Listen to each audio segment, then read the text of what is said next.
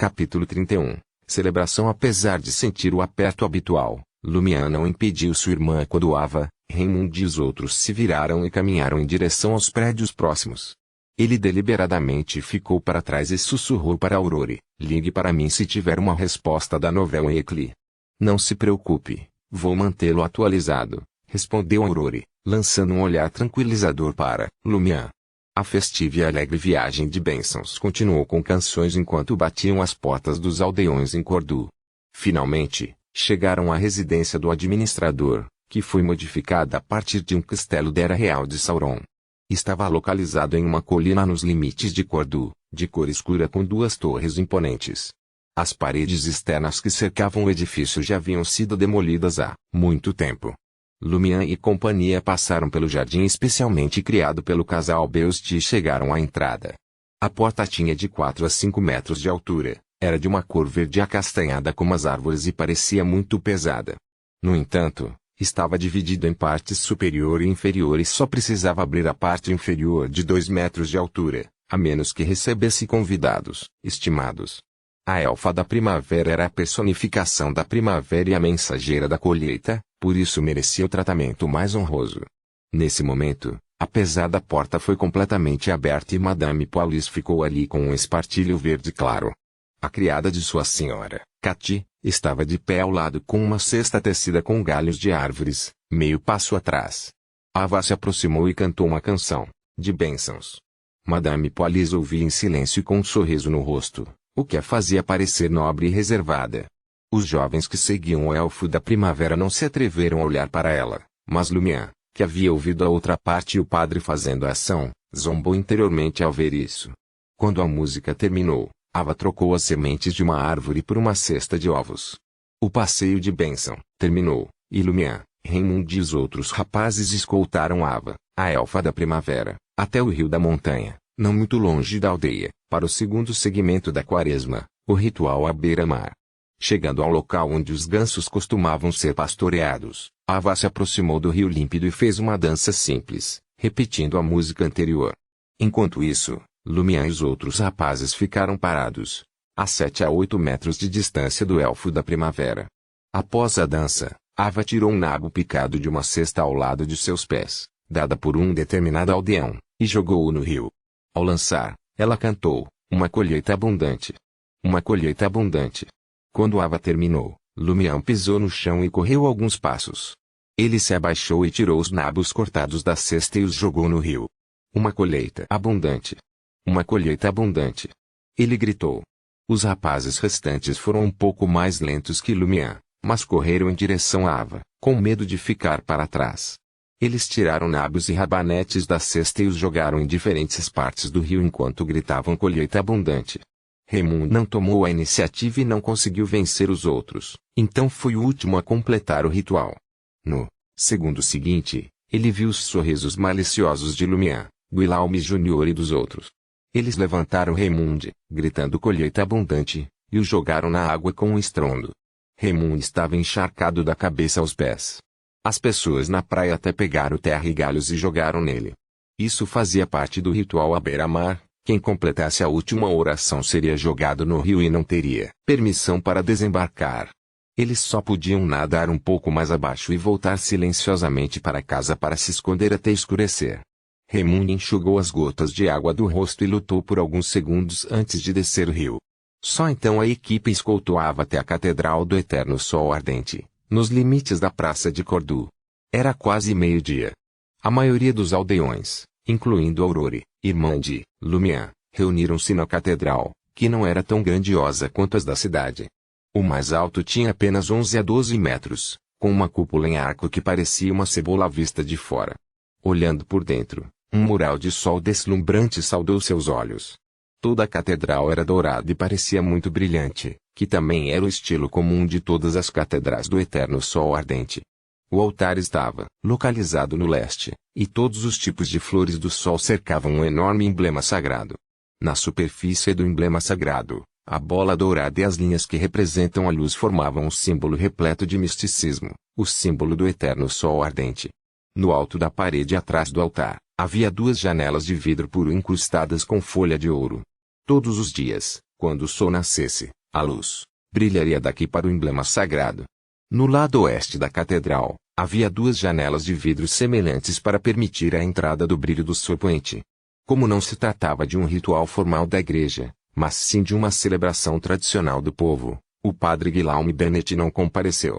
Em vez disso, o administrador Beust organizou a celebração com Ava, que ainda estava vestida como uma elfa da primavera, ao lado dele.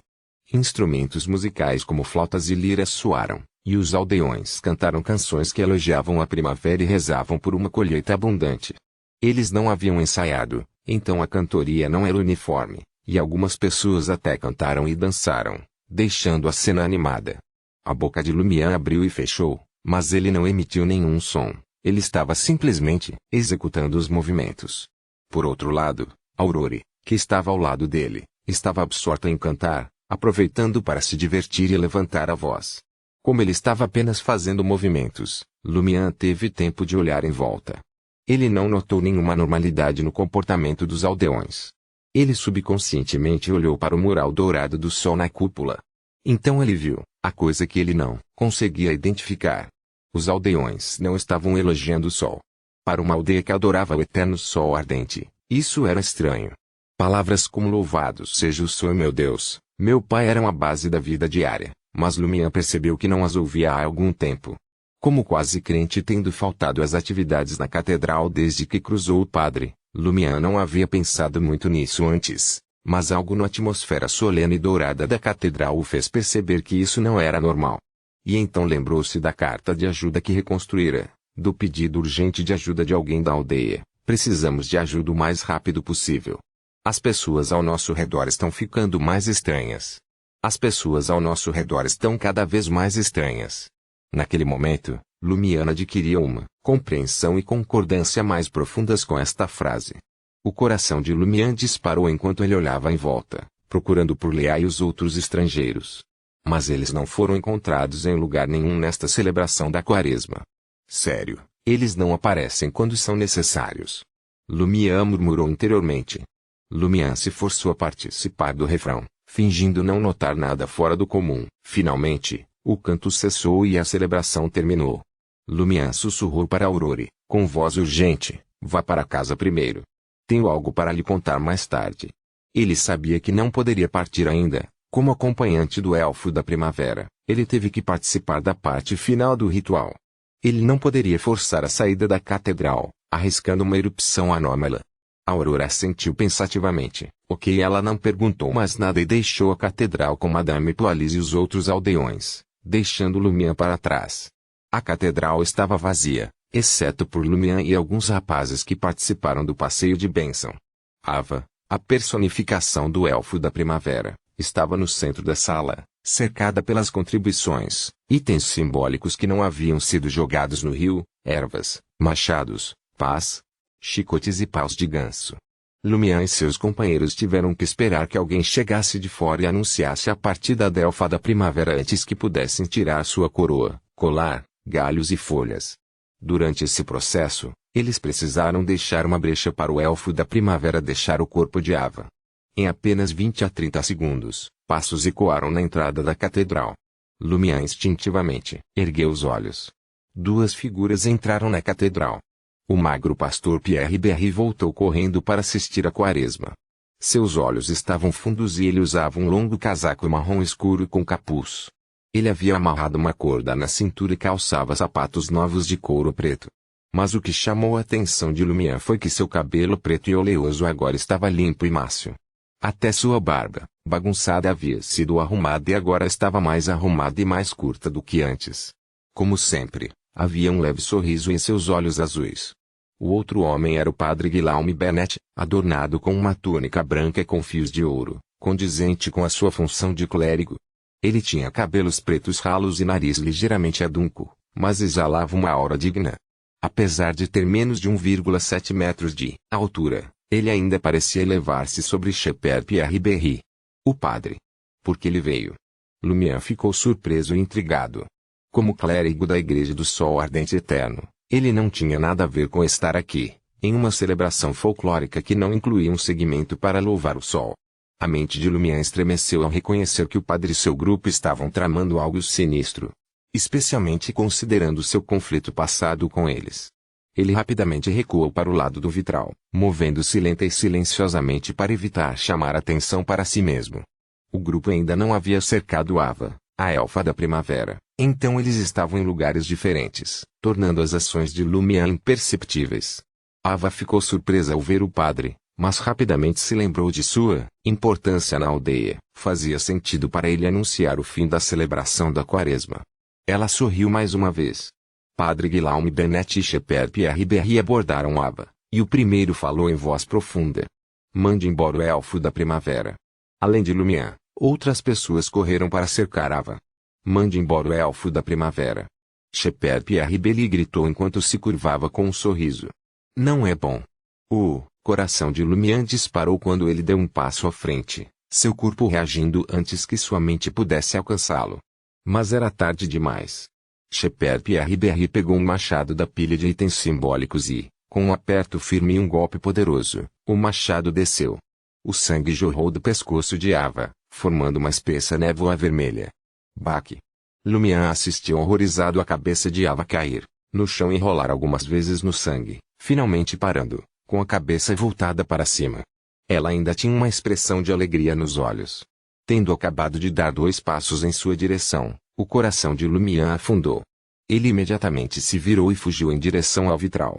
Capítulo 32. Anomalia. Os panos, potes e ovos salpicados de sangue, junto com o fedor nauseante, não conseguiram provocar reação do padre Guillaume Benet.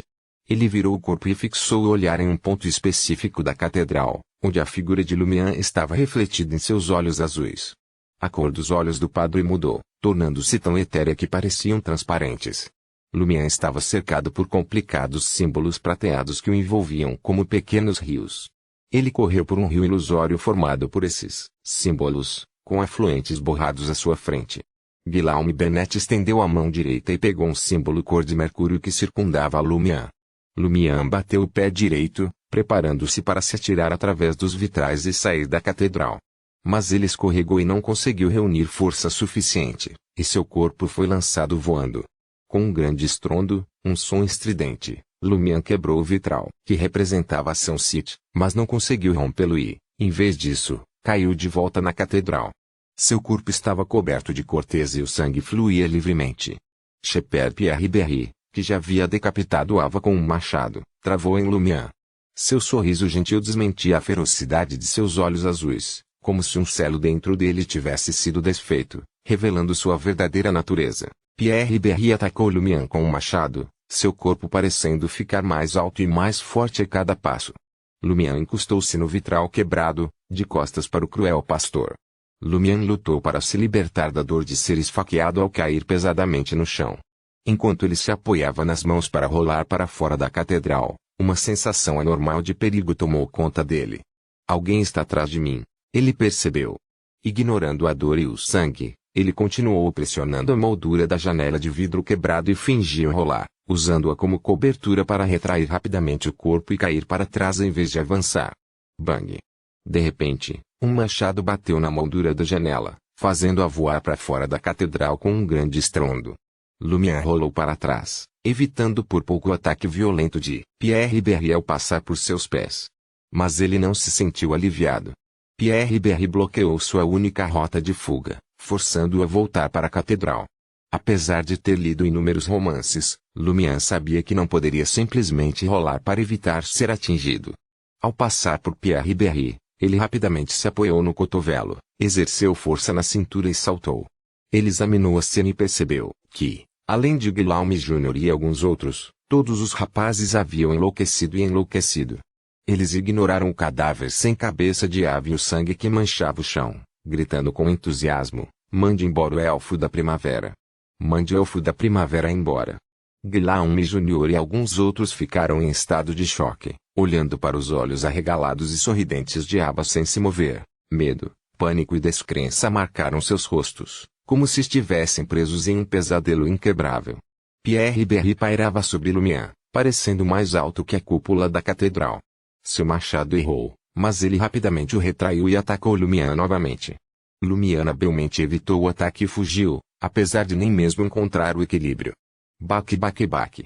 Lumian utilizou totalmente a velocidade e agilidade de um caçador enquanto corria em arco. Alvo, o padre. Ele sabia que tinha que lidar com o líder, não importando como os outros o atacassem.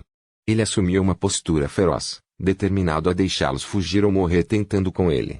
Só assim poderia ser criado um milagre numa situação muito desfavorável. Shepard Pierre Berry não perseguiu Lumian. Ele ficou na frente da moldura, da janela quebrada, segurando seu machado manchado de sangue e estendendo a mão esquerda na direção de Lumian. A catedral mergulhou na escuridão e os arredores de Lumian ficaram ainda mais sinistros. Aparentemente ganhando vida, o abismo balançava suavemente, como uma cortina atrás da qual braços brancos, negros e estranhos estavam prontos para atacar. Os olhos do padre Guillaume Bennett eram quase transparentes, com a figura de Lumian submersa em um rio ilusório formado por símbolos cintilantes de mercúrio. À sua frente, viu algo semelhante mas mais surreal, como se representasse o futuro ou um afluente. Depois de experimentar, a mão direita de Guillaume Bennett finalmente captou o padrão-chave formado por vários símbolos. Com um único movimento, ele poderia reescrever o futuro de Lumian, tornar todos os seus esforços inúteis. Mas de repente os olhos do padre congelaram e ele soltou um grito. Seus olhos se fecharam com força enquanto sangue e lágrimas turvas escorriam por seu rosto. Em meio a seu grito, seu corpo se expandiu como um balão cheio de gás, e seu manto branco com fios dourados rachou sob a tensão. Sua pele ficou quase transparente, revelando a marca bizarra que estava escondida sob suas roupas. As marcas pretas que lembravam um selo conectavam-se a um mundo indescritível. A aura aterrorizante que eles emitiram encheu a catedral, deixando os rapazes que ainda estavam enviando o elfo da primavera em estado de extremo terror. Eles corriam em volta das oferendas, ajoelhavam-se no chão ou prostravam-se no chão, com medo de olhar para cima. Guillaume Júnior e alguns outros desmaiaram de medo, deixando poças de urina e um mau cheiro. Shepard Pierre Berry estava prestes a usar suas artes místicas para agarrar Lumian quando jogou fora o machado e se ajoelhou, baixando a cabeça e cessando qualquer movimento. Lumian foi o único que permaneceu inalterado em toda a catedral. Embora sentisse uma dor anormal na cabeça, não era nada comparado à voz misteriosa que quase o matou. Ele também sentiu uma sensação de queimação no peito, suspeitando que o símbolo da corrente preta espinhosa havia aparecido, junto com o símbolo preto azulado que lembrava um olho e vermes. No entanto, ele não teve tempo de verificar sua condição física ou entender por que de repente estava em vantagem. Continuou a correr em direção ao padre Guillaume Bennett, determinado a não deixar escapar nenhuma oportunidade.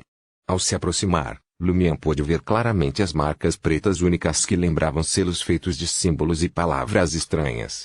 Seu olhar rapidamente varreu ao redor e ele notou algo familiar, símbolos pretos semelhantes a espinhos que perfuravam o peito esquerdo do padre Guillaume Bennett e circulavam atrás dele. Era idêntico ao peito de Lumian, mas muito mais leve. Ele também tem um. O coração de Lumian estremeceu. Será esta a causa raiz da normalidade na aldeia? Por que eu tenho isso? Quando eu consegui?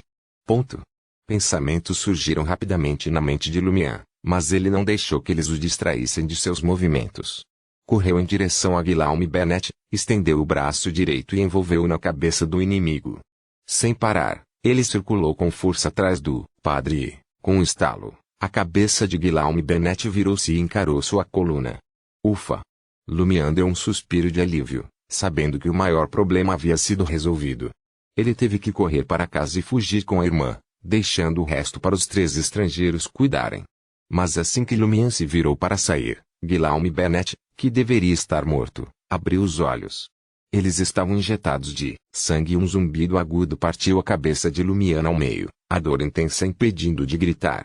Tudo se despedaçou diante de seus olhos e ele foi engolfado pela escuridão enquanto perdia a consciência.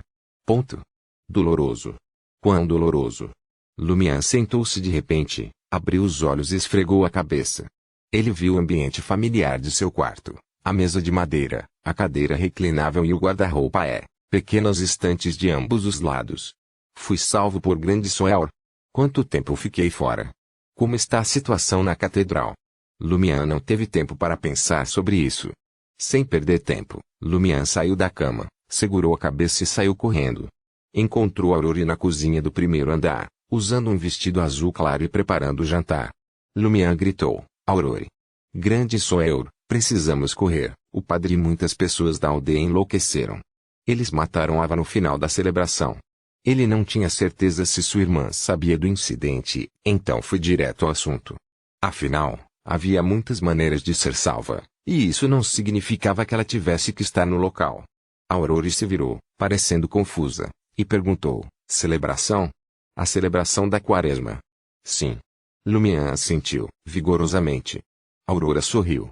Essa foi uma história e tanto. 2 frases e você me faz sentir todo tipo de medo. Mas ouça, você precisa ter mais cuidado com as suas histórias. Ainda faltam alguns dias para a Quaresma. Ponto. Lumian ficou atordoado. Capítulo 33. Confirmar.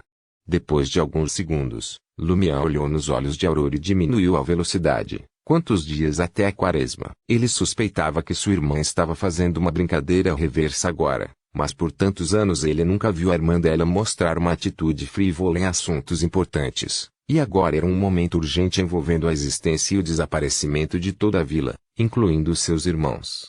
Aurora olhou para cima e para baixo para o irmão mais novo. Você tirou uma soneca agora, adormeceu, estupidamente. Hoje é 29 de março de 1358, e ainda há vários dias antes da Quaresma. 29 de março. Lumian mastigou esse encontro e de repente sentiu como se estivesse sonhando. Ele havia experimentado claramente a comemoração no final da Quaresma, e tinha visto claramente a cabeça de Ava cortada pelo pastor Pierre Berry com um machado, e o sangue pulverizado no ar. Você está sonhando agora ou estava sonhando antes. Não importa qual é um sonho, é real demais, certo?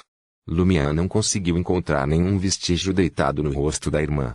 Obviamente, isso também pode ser explicado pelas excelentes habilidades de atuação de Aurora, mas Lumian acredita que Aurora definitivamente não é uma pessoa assim. Durante esses 5 anos de convivência, há inúmeros detalhes. É impossível para a irmã enganá-lo. Existem apenas 2 possibilidades para Aurora enganá-lo sobre a data. Uma é que ela era controlada pelo padre ou por alguém secretamente. A segunda é que o assunto foi perfeitamente resolvido, então ela está com vontade de brincar e fazer brincadeiras. Se nenhuma dessas 2 possibilidades é verdadeira, o que ela disse tem uma grande probabilidade de ser verdade. O tempo realmente voltou ao dia 29 de março, alguns dias antes da Quaresma. Com o bom senso de Lumian, isso é obviamente impossível e não deve acontecer no mundo real, mas a atitude de sua irmã o deixou perdido. Eu tenho que encontrar uma maneira de confirmar isso. Lumian tentou o seu melhor para recordar a experiência durante esse período e descobriu que ainda conseguia se lembrar da maioria dos detalhes. Por exemplo, em 29 de março, quando a celebração da Quaresma foi realizada com sucesso, Aurora estava de fato usando esse vestido longo azul claro e, nesta noite, também conheci 3 estrangeiros, Lilia, Rian e Valentine, e os levaram à igreja para pegar o estupro do padre. Qual é o problema? Aurora estendeu a mão direita, apertando-a na frente do irmão mais novo inexplicavelmente atordoado. Lumian voltou a si e disse às pressas: Aurora, de repente pensei em algo para sair por um tempo. Volte logo. A melhor maneira de descobrir se o tempo realmente voltou em 29 de março é encontrar Ava. Se ela ainda estiver viva, Lumian terá que considerar seriamente se aceita essa mudança incrível. Antes que Aurora concordasse, Lumiana contornou e correu para a porta. Ligue para minha irmã. Não perca o jantar. Aurora aumentou o volume e alertou. Saindo de sua própria casa, Lumian correu em direção à casa de Avalizer, temendo que fosse ultrapassado por um pesadelo indescritível e engolido completamente se fosse tarde demais. Ao longo do caminho, ele atraiu a atenção de muitos moradores, mas ninguém o parou e perguntou o porquê. Eles temiam que essa fosse uma brincadeira que ele dirigisse e se apresentasse, esperando que eles fossem enganados.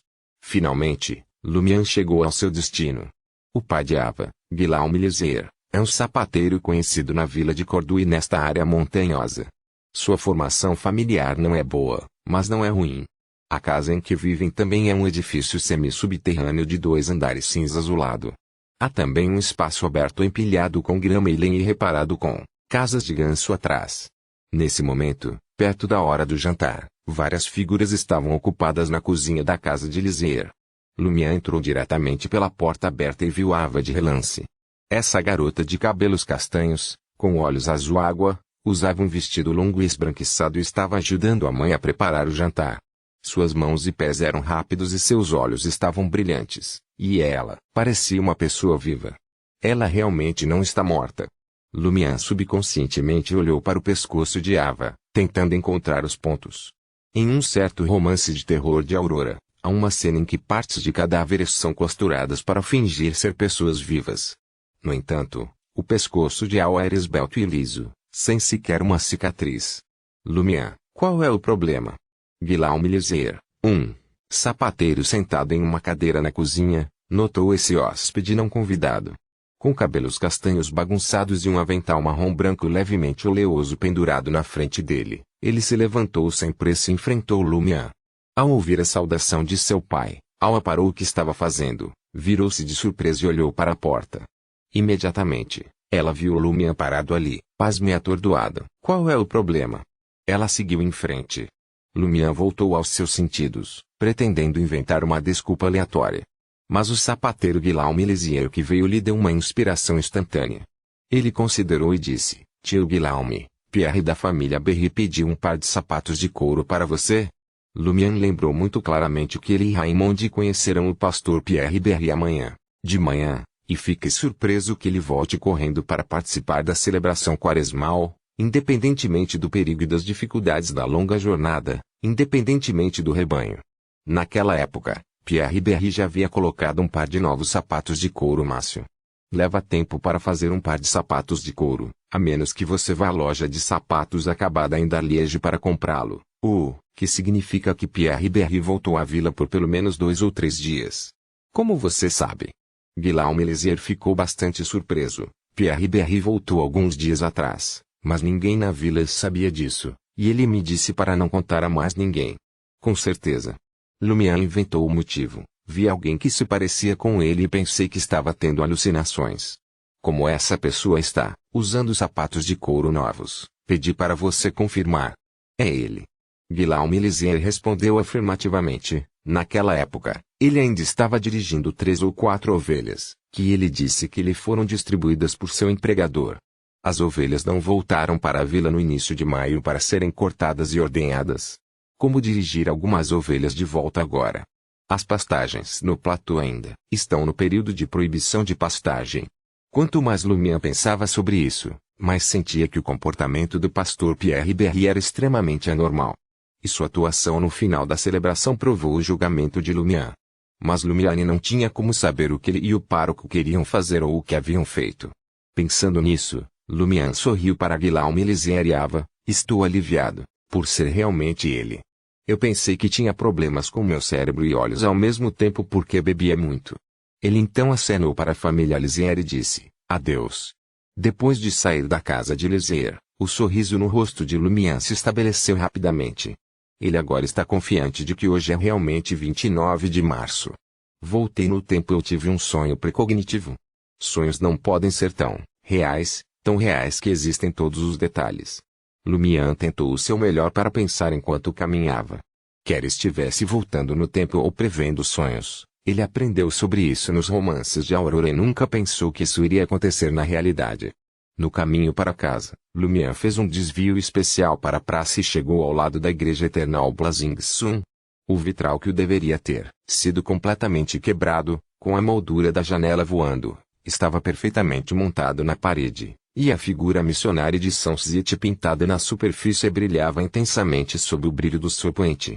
Lumian assistiu a essa cena com emoções extremamente complicadas, sentindo que todos os tipos de pensamentos em sua mente estavam se esfregando um contra o outro, e a fumaça branca estava prestes a sair.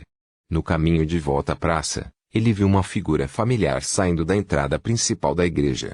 Era Guillaume Bennett, o pároco com nariz levemente enganchado e temperamento majestoso, vestindo uma túnica branca incrustada com fio de ouro. O coração de Lumian se apertou, suas pernas estavam ligeiramente separadas e seu corpo estava ligeiramente arqueado. Esta não é apenas a preparação para o lançamento de um ataque, mas também o prelúdio para fugir. Guillaume Bennett olhou para ele e assentiu sem expressão. Vem e ore amanhã. É isso mesmo. Na noite de 29 de março, ele não havia sido pego por mim, Não havia quebrado o rosto comigo e não havia preocupação de que sua trama secreta fosse exposta. Pensando nisso, Lumian reagiu instintivamente. Ele se levantou, abriu os braços e disse: Louvado seja o sol! Louvado seja o sol! Guillaume Benete retornou o mesmo gesto. Depois de deixar a praça da vila, Lumian habitualmente se lembrava do que aconteceu agora. De repente, ele descobriu um ponto que havia negligenciado porque ficou chocado com o tempo. Sua habilidade extraordinária ainda está lá. Ele ainda é um caçador.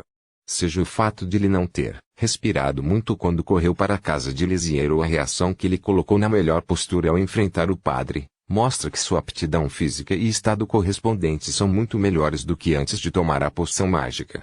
Lumian fez um julgamento com base nisso. A experiência anterior não foi um sonho profético. Ele já é um sequência 9 extraordinário. Tente entrar nesse sonho especial à noite. Veja se você ainda pode entrar e se há alguma mudança. Lumian rapidamente tem um plano para o próximo passo. Em casa, ele fingiu ser indiferente e compartilhou o jantar com sua irmã Aurora. Como meu irmão mais novo costumava ter problemas, e ele não queria se pedir para ajudar nas consequências todas as vezes, ele tinha comportamentos semelhantes de tempos em tempos. Então Aurora ouviu e não pediu muito. Depois de lavar a louça e limpar a cozinha, Lumian cumprimentou sua irmã e foi direto para a velha taberna. Ele queria ter certeza de que os poucos forasteiros que não pertenciam à vila de Cordoue apareceriam. Depois de entrar na antiga taberna, Lumian sentou-se no bar e cumprimentou o proprietário e barman Maurice Benete, o magro homem de meia-idade Pierre Guillaume e outros. Um copo de vinho, azedo. Ele disse familiarmente. O vinho azedo refere-se ao vinho de maçã pobre, que é apenas mais caro do que algumas cervejas em bares, e é frequentemente vendido nas ruas das cidades. Garoto mesquinho, você não gosta da dor do absinto? Maurice Benny murmurou. Você vai me comprar uma bebida? Lumian disse palavras familiares. Isso o fez sentir-se em transe. Maurice Benny imediatamente parou de falar, serviu um copo de vinho azedo e o empurrou para Lumian. Lumian esperou enquanto bebia seu vinho. Pouco tempo depois, ele ouviu um som tilintante. Ele se virou e viu Rian com um chapéu de boliche escuro, uma jaqueta marrom e calças lustrosas. E foi Leia quem atraiu a atenção de quase todos os homens da velha taberna. Ela ainda usava uma saia branca e sem cachemire, com um pequeno casaco bege, e botas marfil. Havia 2 pequenos sinos de prata amarrados nas botas e o véu que servia como lenço na cabeça. Da mesma forma, Valentine veste um colete branco, uma jaqueta de tweed azul e uma calça preta e tem um pouco de pó no cabelo amarelo. Os 3 caminharam até o bar enquanto se observavam e sentaram-se ao lado de Lumian a um copo de vinho tinto da Liege, um copo de cerveja de centeio, um copo de coração picante. Lumian disse silenciosamente em seu coração sem olhar para cima. Rian tirou a cartola, colocou-a de lado e disse a Maurice Benny, um copo de vinho tinto da Liege, um copo de cerveja de centeio e um copo de Spiciart. Ao ouvir isso, Lumian soltou um longo suspiro. O que está errado? Rian olhou de lado para ele. Tomou um gole de vinho azedo e disse em voz baixa, eu sou um perdedor que dificilmente presta atenção se o sol está brilhando ou não porque não há tempo. Capítulo 34, Provérbios. Lumian pretendia observar, então passou por todo o processo de conhecer Leia e seus companheiros até chegarem fora da Catedral do Eterno Sol Ardente. Ele confirmou que esses 3 estrangeiros realmente não o conheciam e não estavam atentos à sua pegadinha correspondente. O tempo realmente retrocedeu. Lumian ficou momentaneamente atordoado. Valentine disse suas falas enquanto olhava para o magnífico edifício à sua frente que se misturava com a noite. Já estivemos aqui antes. Não há ninguém aqui. Lumian se recompôs e parou de seguir o procedimento. Ele disse diretamente, isso é porque o padre não quer se preocupar com você. Ele planejava deixar nesses 3 estrangeiros, suspeitos de serem Beyonders oficiais, a impressão de que ele gostava de brincar, mas não tinha a intenção de fazer mal. Leia pensou em várias possibilidades e perguntou, você está dizendo que o padre está na catedral, mas não responde às batidas devido a certos assuntos. Lumian sorriu. Não é adequado que outras pessoas vejam você tendo um caso na catedral. Depois de dizer isso, ele murmurou instintivamente em seu coração, infelizmente, não consigo ouvir a frase clássica você arruinou os planos da Santa Igreja. Desta vez. É claro que, depois de saber mais sobre Madame Palisse, Ele sentiu que o que o padre disse não era totalmente irracional. Talvez os padres pudessem ser como os personagens principais dos romances de espionagem de Aurore, que estavam dispostos a suportar humilhações temporárias e trair seus corpos para se infiltrarem nas forças do mal representadas por Madame Paulis para completar uma missão importante. A atitude fria de Valentine mudou quando ele perguntou ansiosamente: está tendo um caso na catedral? Lumière abriu as mãos. Qual é o problema? O padre faz isso todos os dias. Relaxar. Não existe um ditado que diz, ao longo dos tempos, permaneceu o mesmo, os homens sempre perseguirão as mulheres. Valentine retrucou, mas isto é uma catedral. Lumière pensou por um momento e perguntou curioso, então, desde que o clérigo não tem um caso na catedral, é aceitável? Isso é blasfêmia contra Deus. Valentine estava prestes a explodir. Rian acalmou com um tapinha no ombro, e o estrangeiro mais sereno do grupo perguntou, você sabe com quem o padre está tendo um caso esta noite? Lumière balançou a cabeça. Existem muitas possibilidades. Suas amantes incluem Madame Paulis, Madonna Bennet, Philippe Guillaume e Sibylle Berry. Madonna Bennet? Ela tem o mesmo sobrenome do padre. Lia interrompeu. Lumière assentiu. Ela e o padre são primos 2 vezes afastados. Ponto. Valentine ficou atordoado por um momento. Ele cerrou os dentes e perguntou, Guillaume Bennet é um servo de Deus ou um servo do demônio? Você só conhece essa linha? Por que não vejo você explodindo a cabeça dele? Lumière defendeu deliberadamente o padre, na verdade não é nada. Em Dariege, temos um ditado, primos distantes, sintam-se à vontade para dormir juntos. Léa riu, tilintando o sino prateado em sua cabeça. Por que você tem tantas palavras? Lumière abriu as mãos novamente. É assim que acontece no campo. Rian interrompeu pensativamente. Como você sabe que não somos de Dariege? Você não teria dito, em Dariege, há um ditado. Você mesmo me disse isso. Lumière foi rápido em falar e realmente tratou o que havia acontecido anteriormente como uma informação que ele já sabia. Ele não teve escolha a não ser inventar um motivo. Vocês não se parecem com os moradores de Dariege. Ele apontou para a estrada que levava à aldeia e disse, já ajudei você a encontrar o padre. Eu tenho que ir para casa agora. Léa sorriu levemente e disse, pensei que você nos seguiria. Não me atrevo a ofender o padre, disse Lumière casualmente. O aldeão que o denunciou anteriormente está desaparecido há muito tempo. Sem esperar a resposta de Rian e dos outros, ele acenou com a mão e correu para um outro lado da praça, dizendo, lembre-se de guardar meu segredo, meus repolhos. Ponto. Lumière caminhou por uma estrada rural iluminada por estrelas, a lua vermelha obscurecida pelas nuvens. Ele ponderou sobre os acontecimentos recentes, com as mãos nos bolsos. Ao se aproximar de sua casa, ele olhou para o telhado do prédio, semi-subterrâneo de 2 andares. Como esperado, Aurore ficou sentada ali, abraçando os joelhos e olhando para o cosmos. Na escuridão, ela parecia solitária e distante. Realmente se repetiu. Existe a possibilidade de o que aconteceu antes ser real e eu estar sonhando agora. Lumière tinha acabado de dar um novo palpite quando de repente percebeu a diferença entre os dois 29 de março. Ele percebeu que a mulher que lhe deu o cartão da varinha e lhe ensinou conhecimentos de misticismo estava ausente da Hall Tavern, impedindo-o de determinar se estava sonhando ou não. Amanhã farei uma confirmação. Lumière se recompôs, caminhou até a sua casa e abriu a porta. Assim como da última vez, Lumière subiu ao telhado usando a escada do 2º andar e sentou-se ao lado de Aurore. O que há de tão interessante nessa visão? Lumière disse deliberadamente. Aurore virou a cabeça e suspirou. Quando ela estava prestes a falar, Lumière acrescentou, quero dizer, o que o cosmos significa para você. Aurore o avaliou.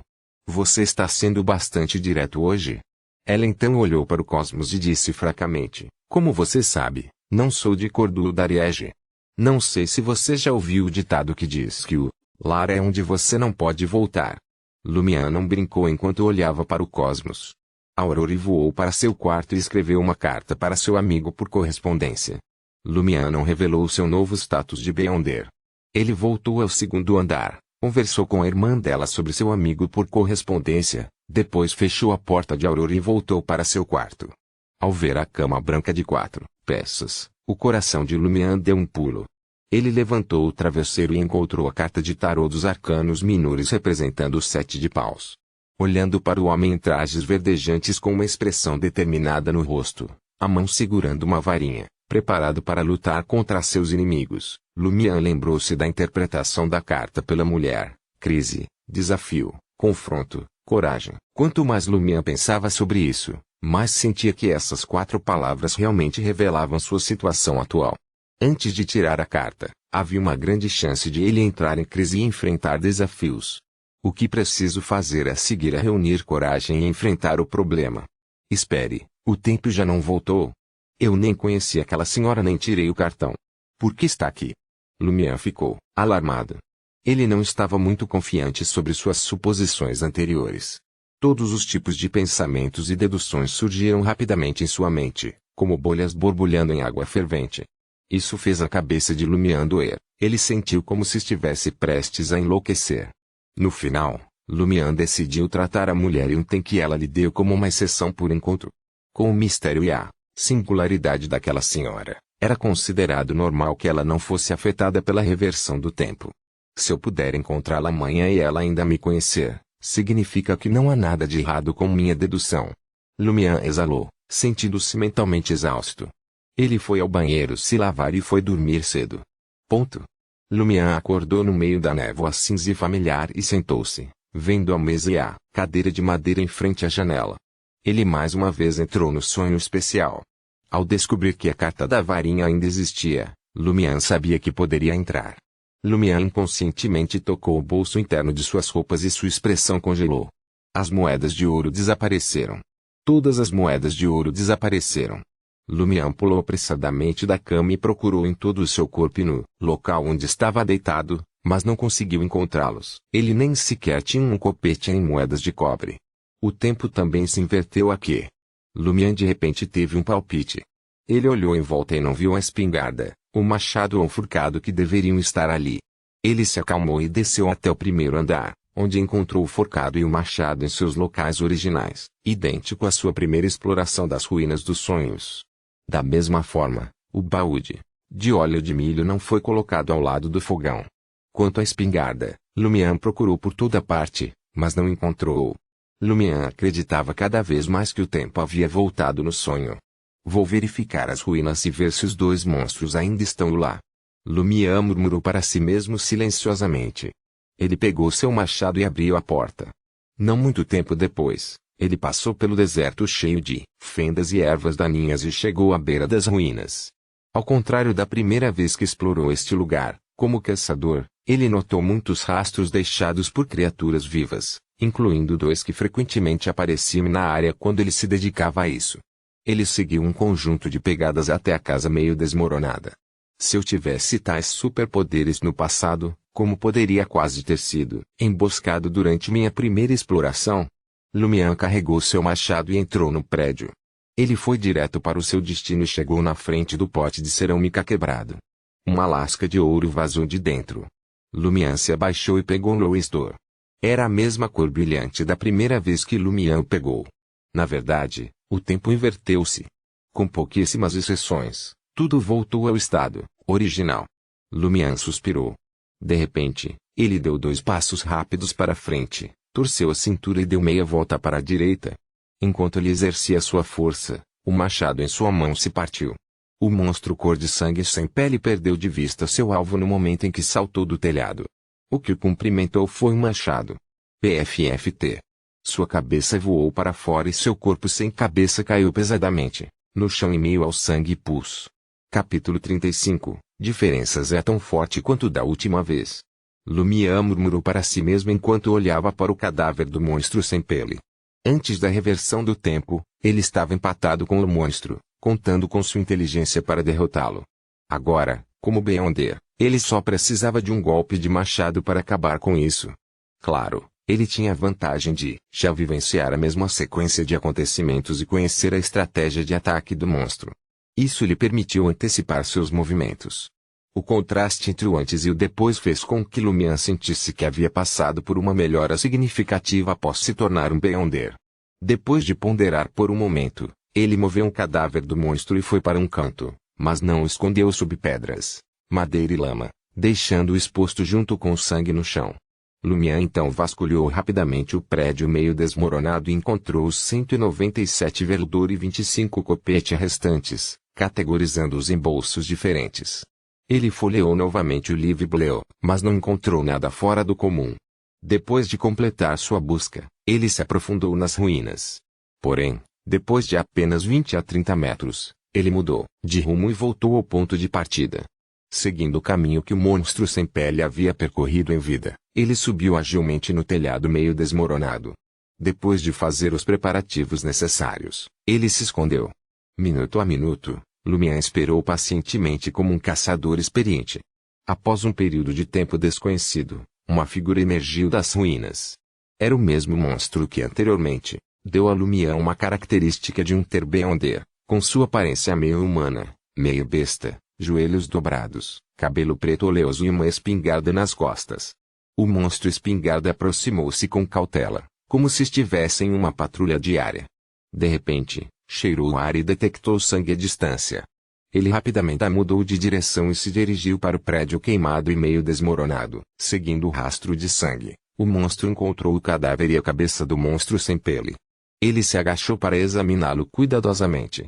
No telhado meio desmoronado, Lumian balançou a cabeça e murmurou para si mesmo: "Você não consegue nem sentir meu cheiro de tão longe.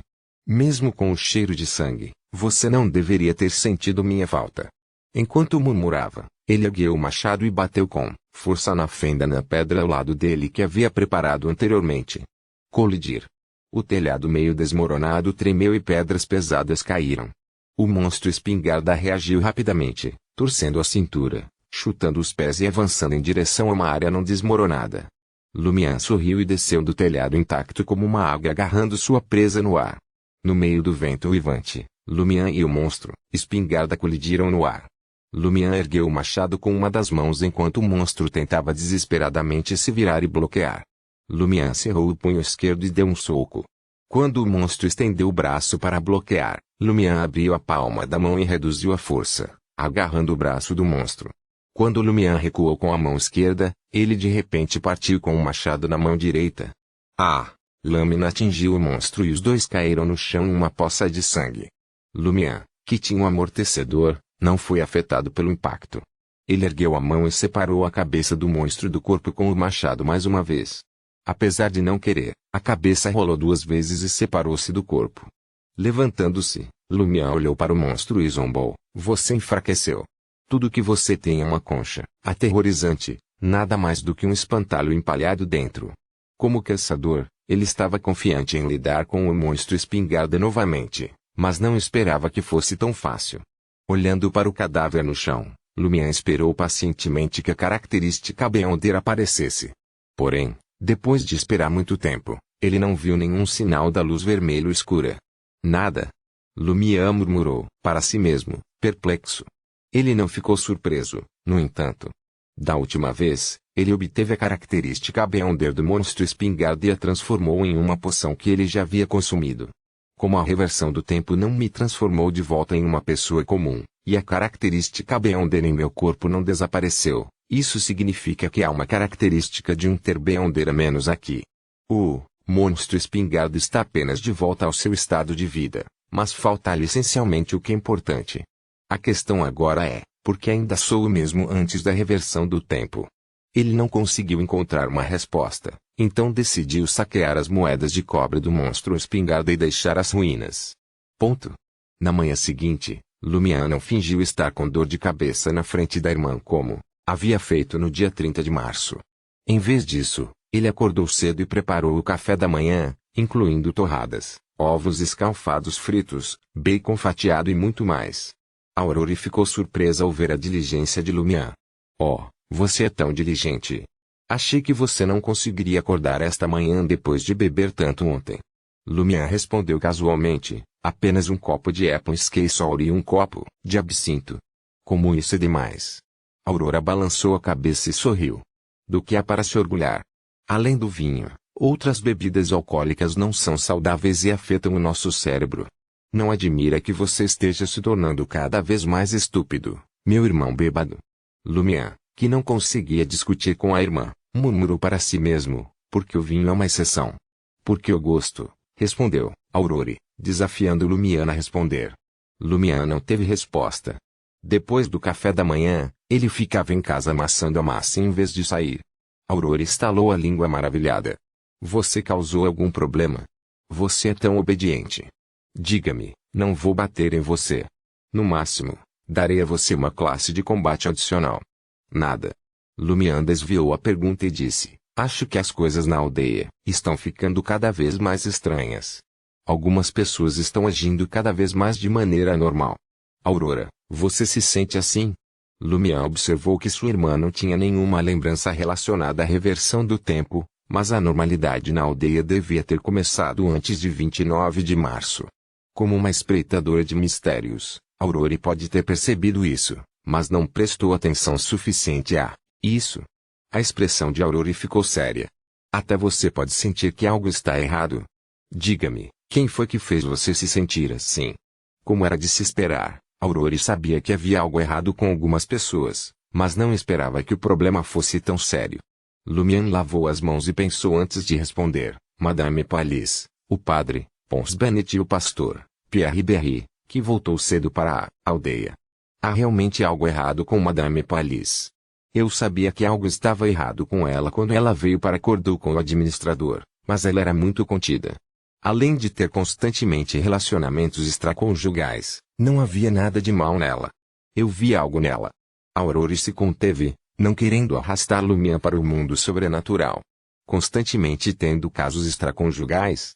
Antes de Lumian descobrir que Madame Palisse estava tendo um caso com o padre, ele considerou Madame Palisse uma senhora decente.